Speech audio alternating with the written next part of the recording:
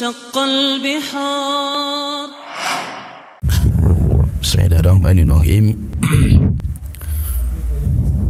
Alhamdulillah nahmaduhu wa nasta'inuhu wa nastaghfiruh wa na'udzu billahi min shururi anfusina wa min sayyiati a'malina. May yahdihillahu fala mudilla lahu wa may yudlil fala hadiya lahu. Wa asyhadu an la ilaha illallah wahdahu la syarika lahu wa asyhadu anna Muhammadan abduhu wa rasuluh, amma ba'du. Kita melanjutkan kitab Ar-Ruh yang ditulis oleh Imam Ibnu Qayyim rahimahullah ta'ala. Kita masuk di bab yang ke-12. Wahia anna su'ala munkarin wa nakirin hal huwa mukhtassun bihadhil ummati aw yakunu laha wa li ghairiha. Pertanyaan, apakah pertanyaan mungkar dan nakir, malaikat mungkar dan nakir, khusus untuk umat Islam saja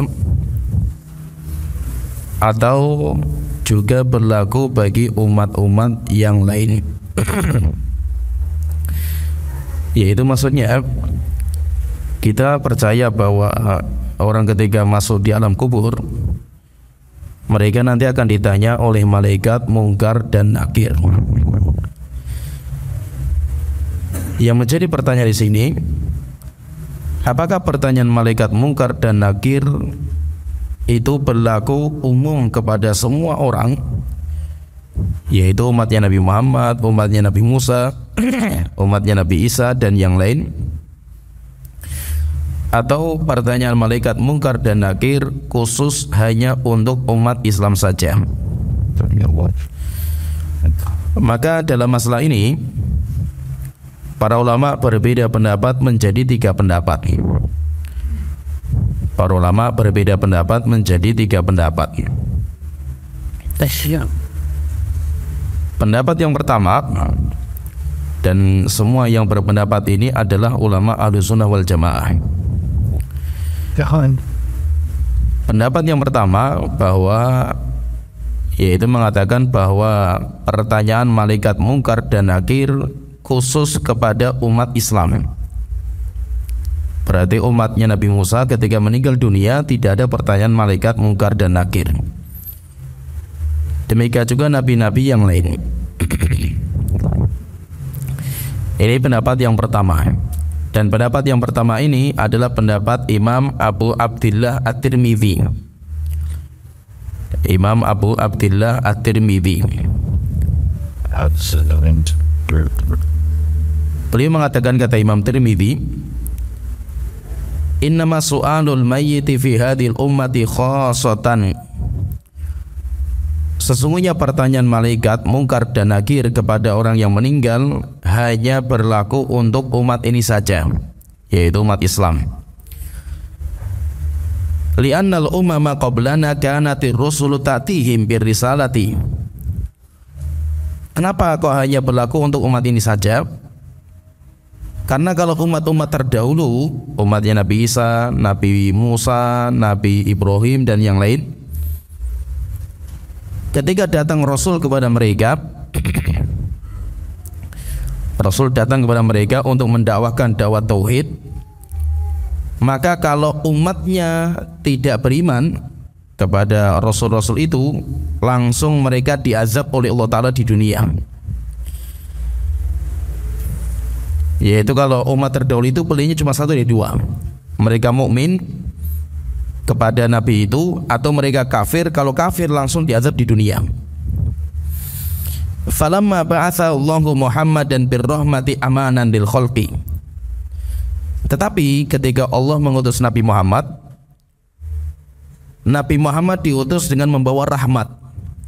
Dengan membawa rahmat, di mana rahmat itu enggak ada di umat sebelumnya. Sebagaimana Allah Ta'ala berfirman dalam surat Al-Anbiya ayat 107, "Wa ma arsalnaka illa rahmatan lil alamin." Tidaklah kami mengutus engkau Muhammad kecuali rahmat bagi semesta alam. Semesta alam itu mencakup orang muslim, orang kafir, bahkan binatang. Sehingga Nabi Muhammad datang untuk memberikan rahmat hatta kepada orang kafir. Apa rahmat yang Allah berikan kepada orang kafir dengan diutusnya Nabi Muhammad? Yaitu Allah menahan azab. Allah menahan azab. Itu rahmat yang Allah telah berikan kepada orang-orang kafir sekarang. Yaitu bedanya gini, maksudnya itu fahami. Kalau Nabi dan Rasul zaman dulu, mereka diutus oleh Allah Ta'ala kepada sebuah kaum, maka kaum itu hanya diberikan satu dari dua pilihan. Mereka beriman sekarang atau tidak. Kalau mereka tidak beriman, langsung diazab. Kalau mereka nggak beriman, langsung diazab oleh Allah di dunia. Sehingga azab yang Allah timpakan kepada mereka bermacam-macam azabnya. Ini ya, kalau umat terdahulu. Sedangkan umatnya Nabi Muhammad, kalau ada orang kafir, yaitu manusia itu pilihannya ada tiga. Pilihannya itu ada tiga. Pertama, diberikan pilihan untuk masuk Islam, maka mereka masuk Islam sekarang.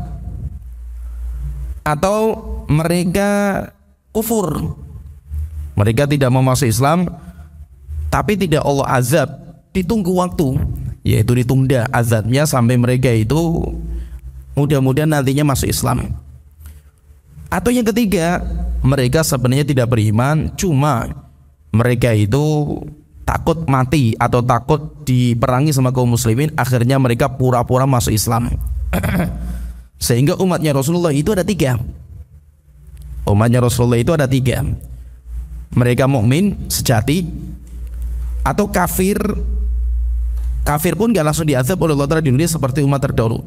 Kemudian yang ketiga, orang-orang yang hatinya kufur tetapi menampakkan keimanan. Orang-orang munafik. Kata beliau, kata Imam Tirmidzi ini, maka ketika di umat Islam ini ada kemunafikan, di mana orang munafik ini gak jelas ini, dia zahirnya muslim tapi hatinya kufur, maka orang seperti ini harus dibongkar tentang kekufuran dia.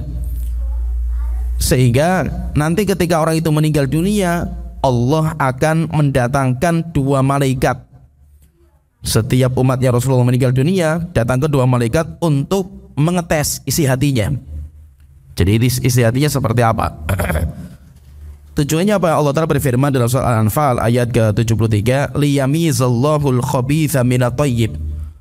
Tujuannya supaya Allah bisa memisah-misahkan mana yang baik dan mana yang buruk. Kalau tidak ada pertanyaan malaikat, Munkar dan Nakir nggak ketahuan.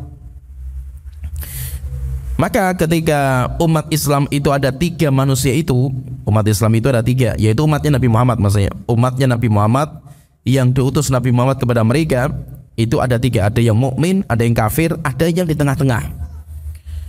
Dia zahirnya muslim tapi hatinya kufur. Maka umat ini harus ditanya ketika masuk di alam kubur. Tujuannya itu apa? Untuk beda-bedakan mana yang mukmin sejati, mana yang kafir, dan mana yang munafik. Sehingga kata pendapat yang pertama, sehingga pertanyaan malaikat Munkar dan Nakir hanya berlaku untuk umat Nabi Muhammad. Sedangkan umatnya Nabi Musa nggak ada pilihan, umatnya Nabi Isa nggak ada.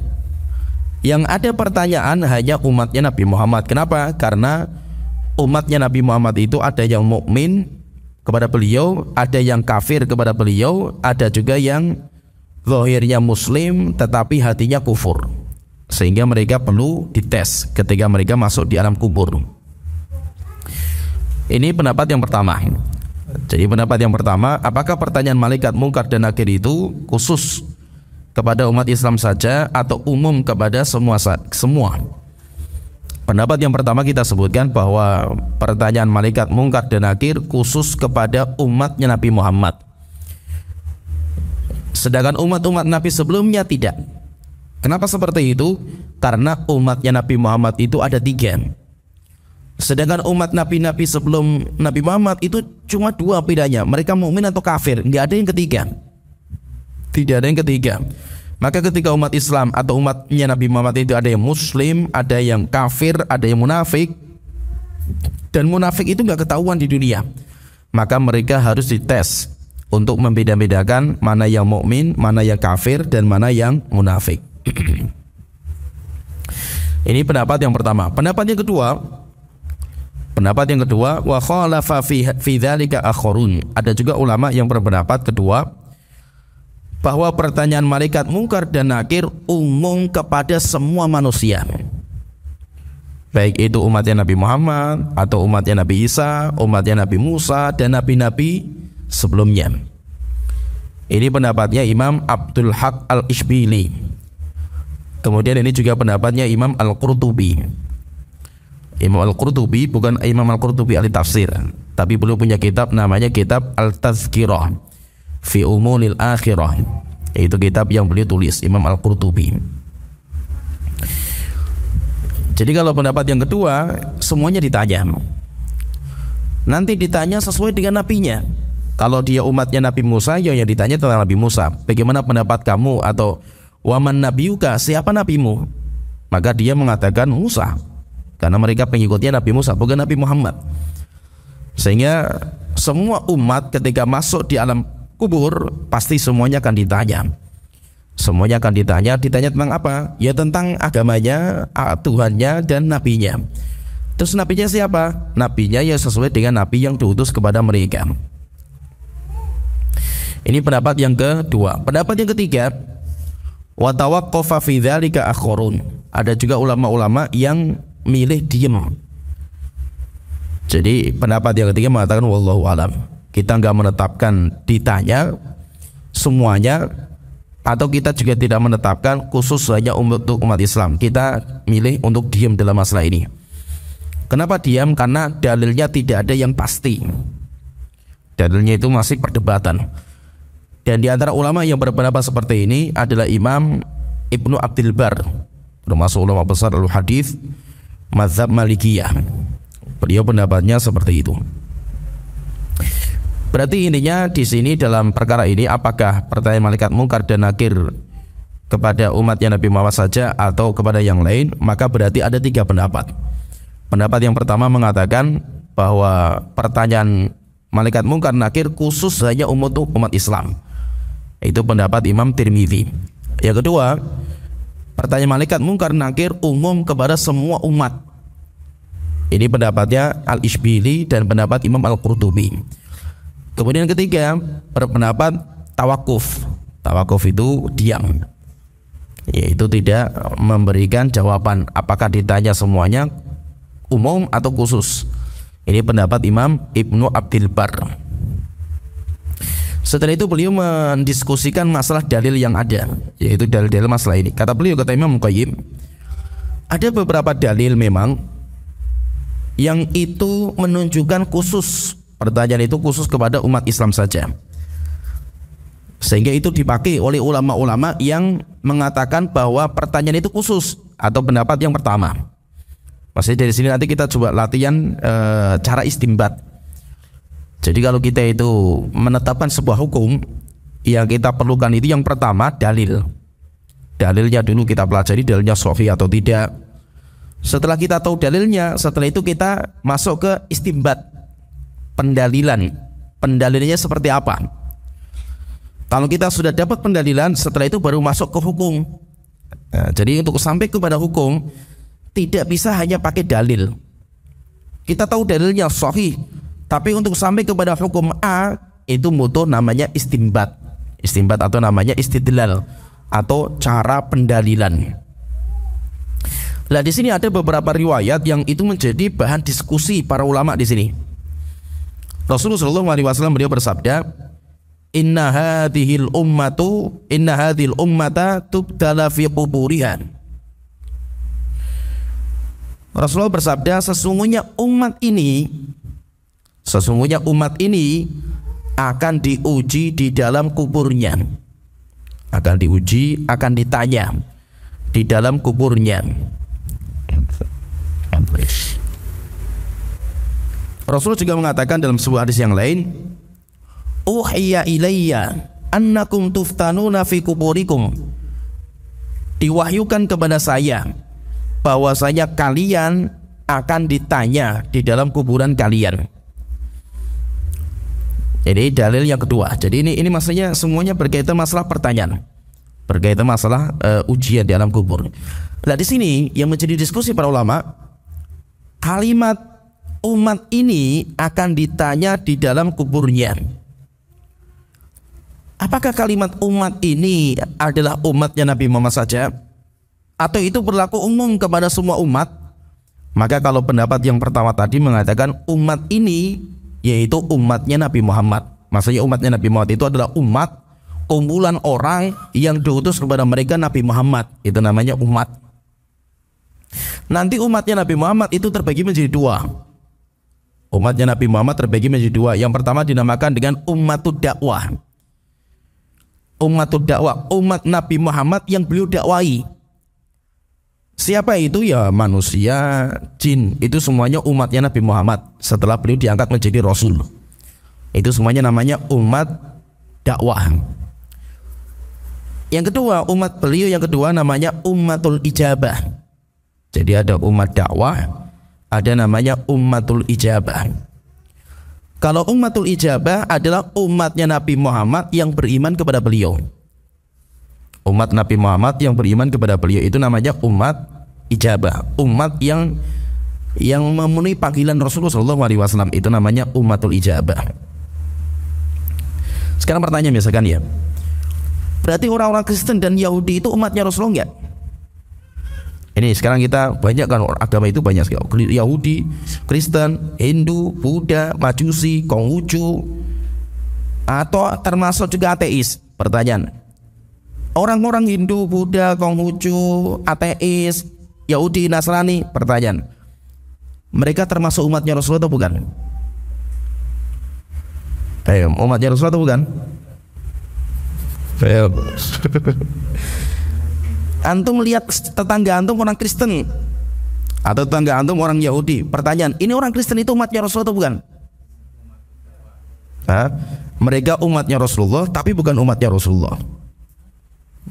Terus yang benar yang mana ini?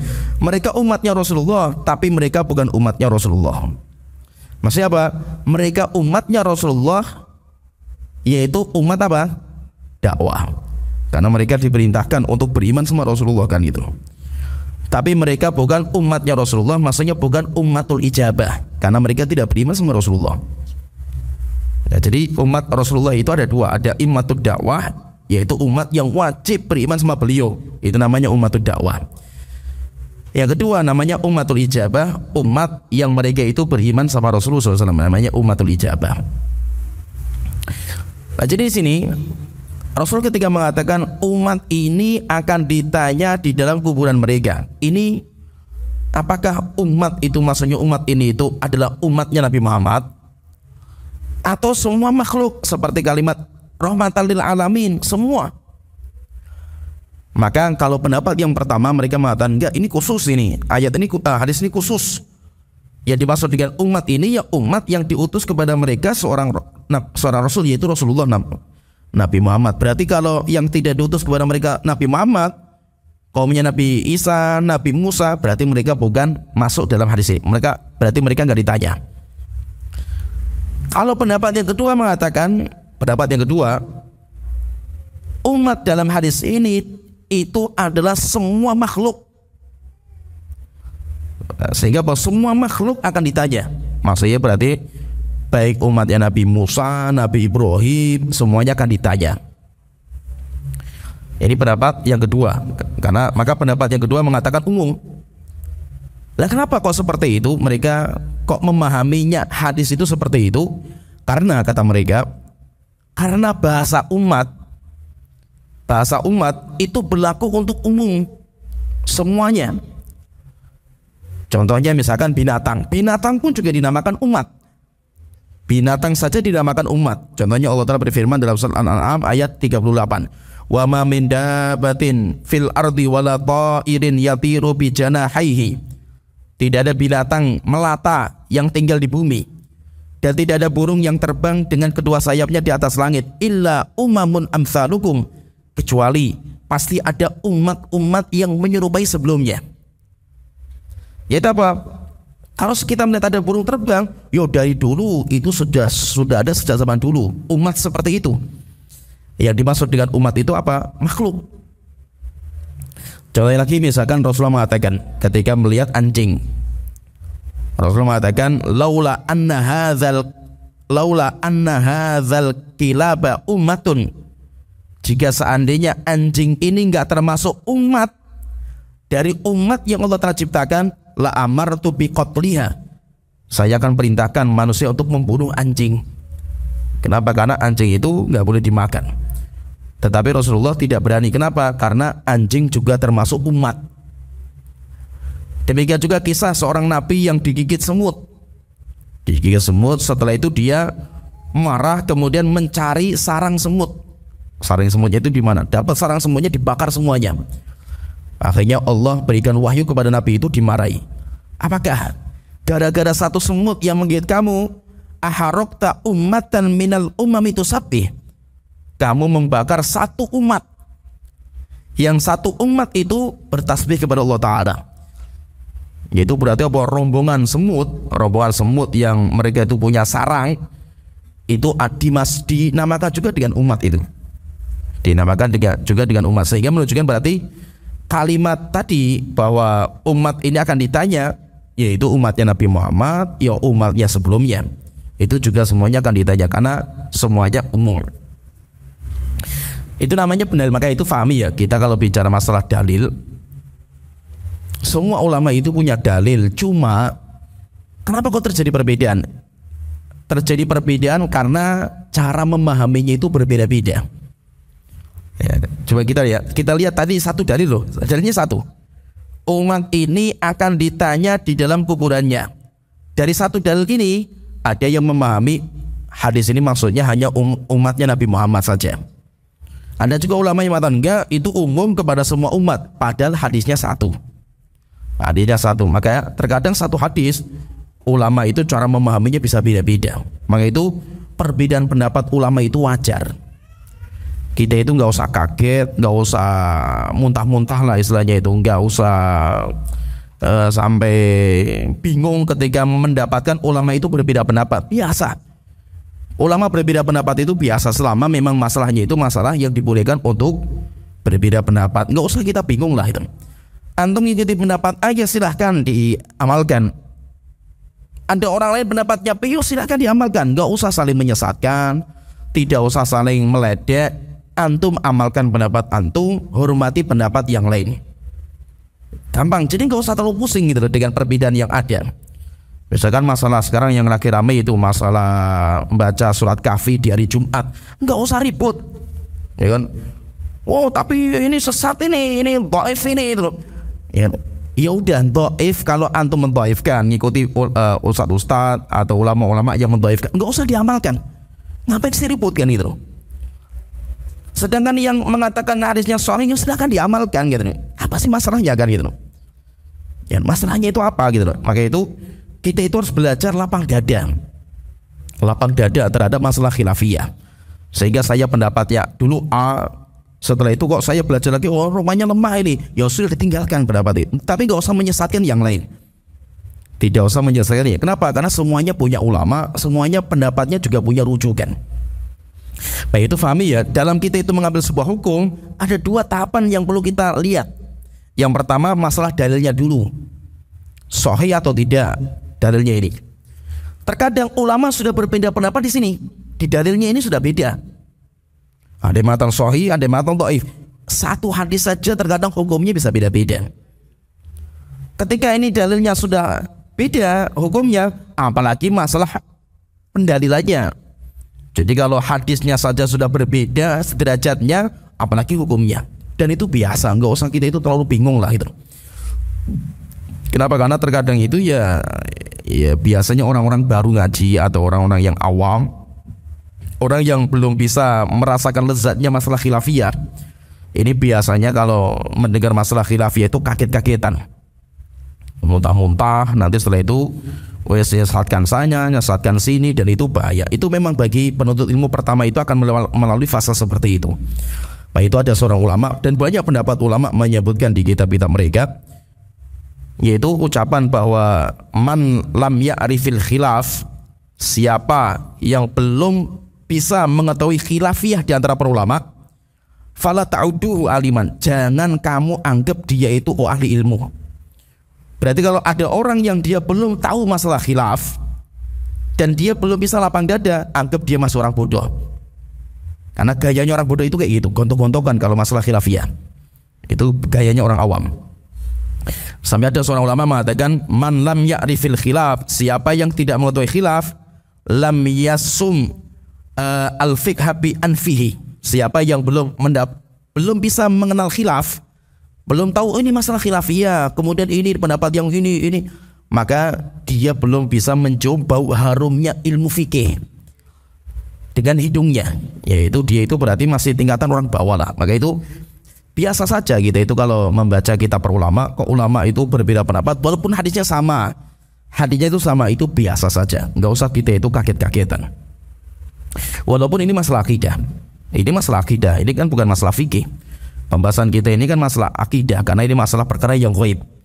Pertanyaan malaikat mungkar nakir itu kan masalah yang ghaib, dan itu kan masalah akidah, bukan masalah fikih.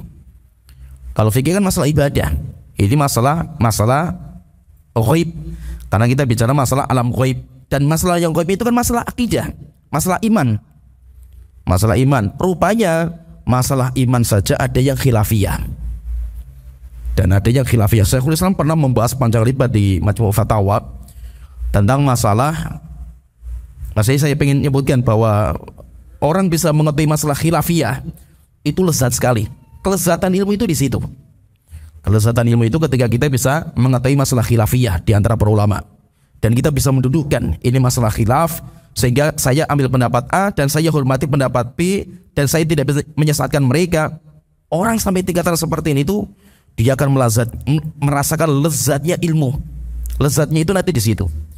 Syekhul Islam pernah membahas panjang lebar di Majmu' Fatawa tentang khilaf para ulama, panjang lebar, panjang sekali khilafnya itu, yang berkaitan dengan ahlul kitab yang boleh dimakan dagingnya, sembelihan, yaitu daging sembelihannya boleh dinikahi putri mereka.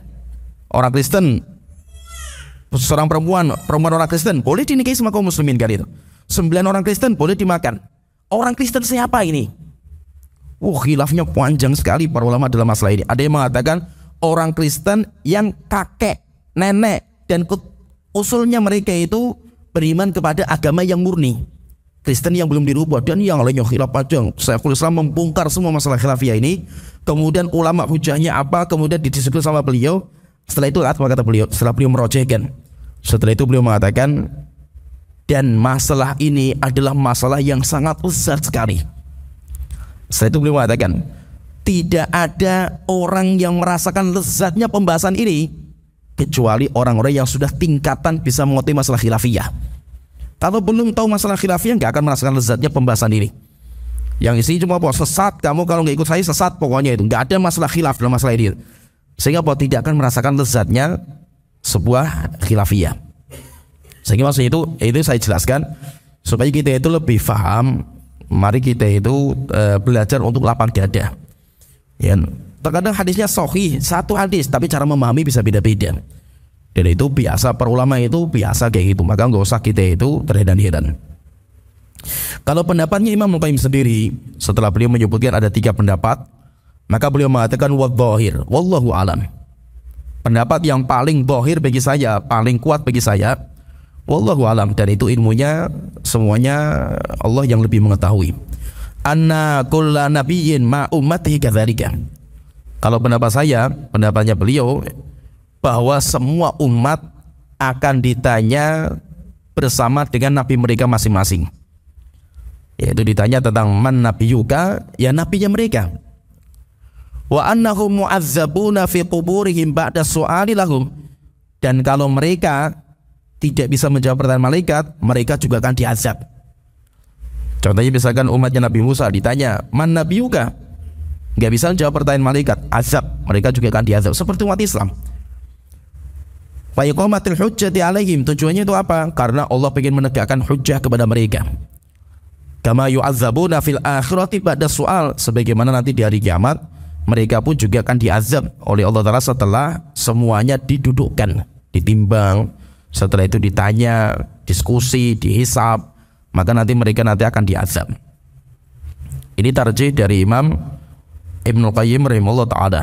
Jadi kalau tarjihnya beliau, bahwa pertanyaan malaikat mungkar dan nakir itu berlaku untuk semua umat yang memiliki nabi-nabi, yaitu yang mereka punya nabi, kecuali kalau umat yang tidak punya nabi.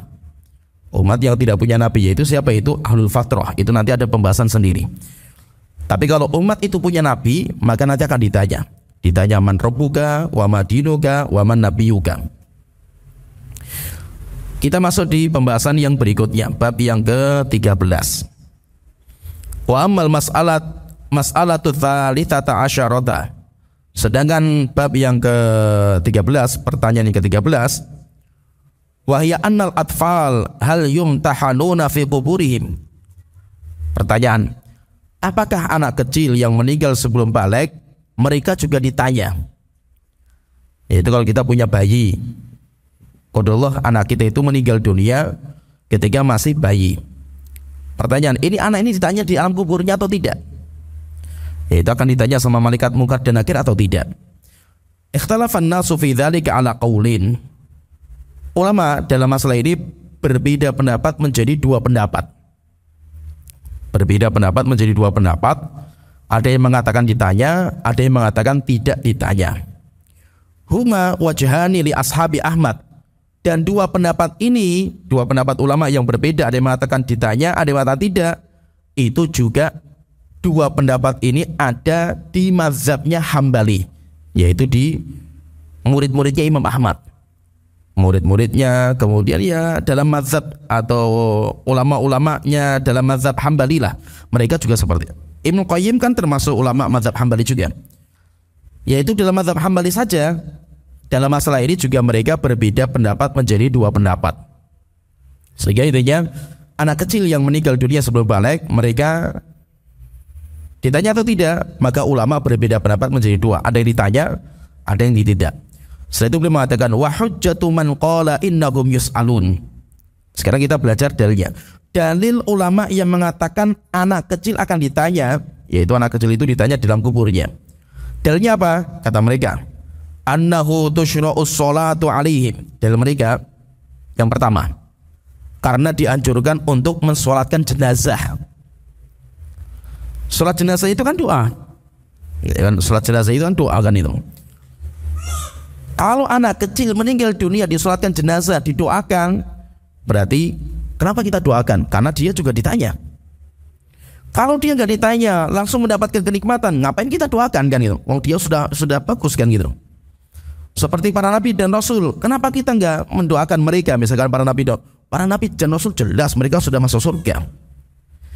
Yaitu kenapa kata mereka? Karena yaitu alasannya kenapa kok anak kecil itu juga ditanya, karena dianjurkan kita untuk mensolatkan mereka. Wa doa ilahum, dan kita dianjurkan untuk mendoakan mereka di luar solat. Kalau dalam solat kan kita ada doa, di luar solat pun kita dianjurkan mendoakan. Wa su'alullahi ayyaqiyahum adzabil qabri wa fitnatil qabri. Bahkan kita dianjurkan untuk minta sama Allah supaya Allah menjaga mereka dari azab kubur dan fitnah kubur. Seperti misalkan doanya Rasulullah pernah kata Abu Hurairah,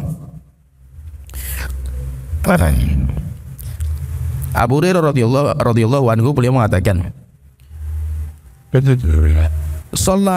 annahu shalla ala janazati sabiyyin. Pernah Rasulullah SAW itu mensolatkan jenazah bayi yang meninggal dunia. Fasumi amin doai, dan didengar, yaitu para sahabat mendengar di antara doanya Rasulullah, Allahumma qihi azabal qabri. Tuhanku, lindungilah anak ini dari azab kubur. Lindungilah anak ini dari azab kubur. Hadis yang kedua dari Aisyah radhiyallahu anha, beliau mengatakan, annahu murra alayya bi janazati sabiyyin shaghir.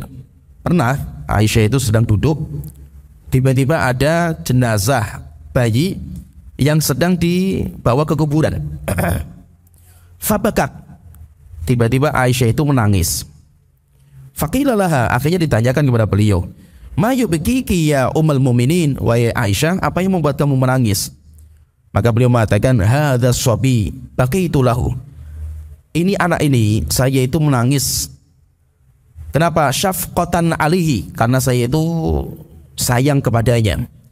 Karena saya itu sedih kepadanya. Kenapa? Min tummatil qabri. Karena anak sekecil ini dia nanti akan merasakan himpitan kubur. Anak itu nanti akan merasakan himpitan kubur. Dari Abu Hurairah radhiyallahu anhu, beliau juga pernah mengatakan, in kana la yusalli 'ala manfus. Abu Hurairah itu kalau mensolatkan jenazah, dan jenazah itu ma in amila khati'atan qattu, belum pernah beramal keburukan, yaitu bayi.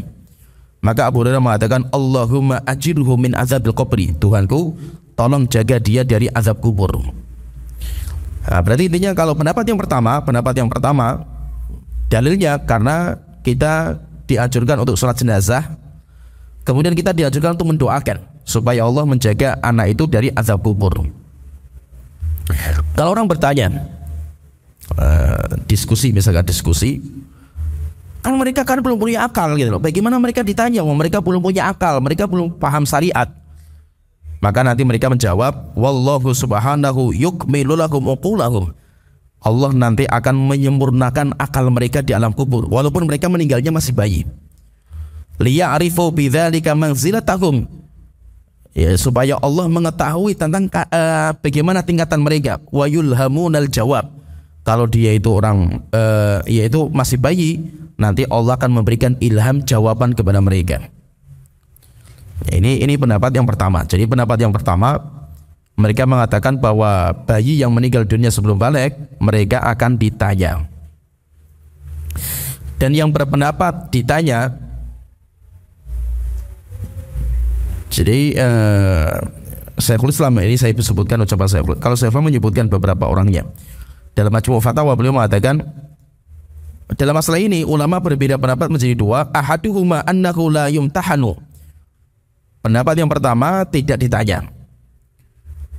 Ya, ini anak kecil. Wa annal mihnata innama takunu ala man kullifa fid dunya. Beliau mengatakan karena pertanyaan itu hanya ditujukan kepada orang yang sudah berakal. Berarti anak kecil tidak akan ditanya. Siapa yang berpendapat seperti ini?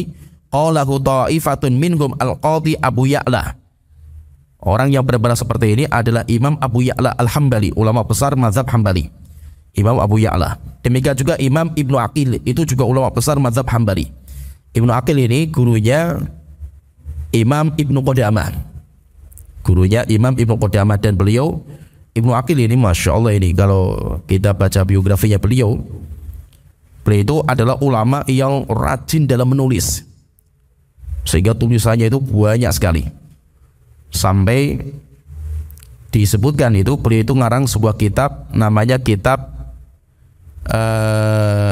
yaitu kitab, intinya kitab kumpulan.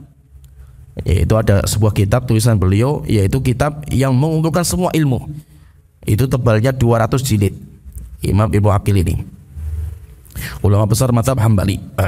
Ini pendapat yang pertama. Jadi pendapat yang mengatakan bahwa anak kecil nggak ditanya, itu pendapatnya Imam Abu Ya'la al-Hambali dan Imam Ibnu Aqil al-Hambali. Wathani, dan yang kedua, pendapat yang kedua, annahu yumtahan, bahwasanya anak kecil itu akan ditanya. Wa huwa qaulu aktsari ahli sunnah, dan itu pendapat mayoritas ulama ahli sunnah. Mayoritas pendapatnya mereka akan ditanya.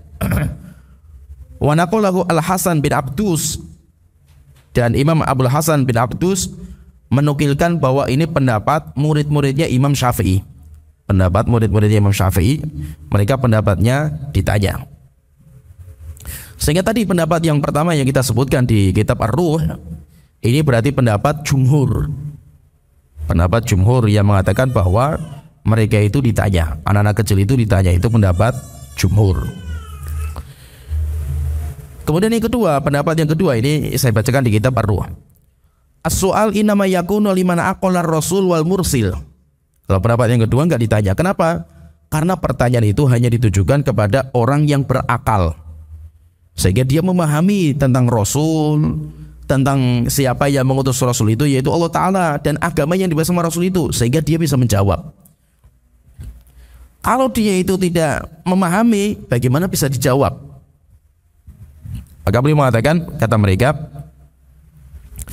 pertanyaan-pertanyaan itu kalau kita lihat jelas, man rabbuka wa madinuka wa man nabiyuka, jelas sekali bahwasanya mereka itu memahami tentang Allah, Nabi, dan memahami tentang Rasul. Entah nanti mereka beriman atau tidak, tapi mereka itu memahami. Kalau seandainya anak-anak yang belum faham risalah yang dibawa sama Nabi dan ditanya, fala faidata fi hadza soal, untuk apa ditanya? Nggak ada faedahnya pertanyaan, sehingga mereka tidak akan ditanya. Nanti ditanyakan kepada mereka, mereka didiskusikan. Kalau ditanyakan kepada mereka, loh terus kenapa kok di hari kiamat Allah bertanya sama mereka? Anak-anak kecil ditanya semua, anak-anak kecil juga dihisab. Maka mereka mengatakan, wa hadza bi khilafi imtihanihi fil akhirah. Pertanyaan di alam kubur beda dengan di hari kiamat. Apa bedanya? Fa innallaha subhanahu yursilu ilaihim rasulan. Allah mengutus kepada mereka seorang rasul, wa ya'muruhum bi ta'ati amrihi. Allah memerintahkan kepada mereka untuk taat kepada rasul itu. Wa aquluhum ma'hum, dan mereka memiliki akal. Faman ata'ahu minhum najah. Siapa yang taat sama rasul itu dia selamat. Wa man asahu adkhalahu nar. Siapa yang bermaksiat kepada rasul dia akan dimasukkan ke neraka jahanam. Fadzalika imtihanun bi amrin ya'muruhum bihi yaf'alunahu dzalikal waqti. Pertanyaan, yaitu pertanyaan di alam kubur, pertanyaan berkaitan dengan apa, yaitu apa itu, bagaimana pendapat kamu tentang Allah, yaitu apa itu. Sedangkan pertanyaan di hari kiamat, pertanyaan tentang amal mereka yang mereka tinggalkan di dunia, itu beda, berarti kata mereka beda. Sehingga intinya itu tidak sama. Maka pertanyaan di alam kubur anak kecil nggak ditanya, tapi kalau di hari kiamat mereka ditanya. Terus kalau ditanyakan kepada mereka lagi, terus bagaimana menyikapi tentang tadi Rasulullah mendoakan Allahumma qihi azabal qabri, Tuhanku tolong jagalah anak itu dari azab kubur. Maka mereka menjawab, yang dimaksud dengan azab itu bukan hanya siksaan. Terkadang azab itu apa? Kesedihan. Orang sedih itu juga sedang diazab. Maka itu Rasulullah mengatakan, innal mayyit la yu'azzabu bibukai ahlihi. Mayit akan diazab dengan tangisan keluarganya. Yang dimaksud dengan azab ini apa? Sedih. Mayit itu akan sedih dengan tangisan keluarganya.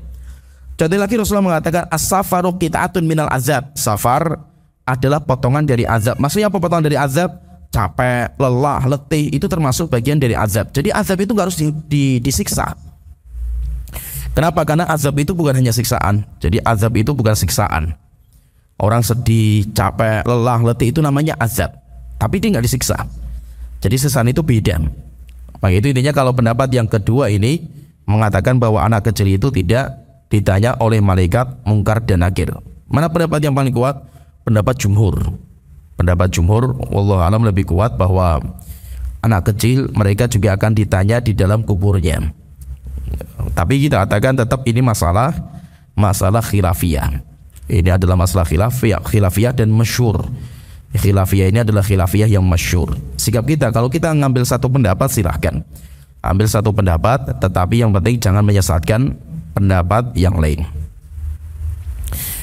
Ya, sampai sini nanti masalah yang ke-14 akan kita sambung nanti di pertemuan berikutnya, yaitu apakah azab kubur itu terus menerus atau azab kubur itu akan berhenti.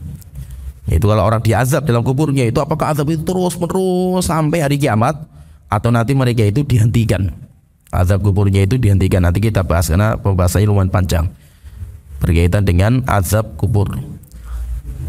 Ya, sampai di sini pembahasan kita, mudah-mudahan bisa bermanfaat. Wa akhiru dawana alhamdulillahirabbil alamin.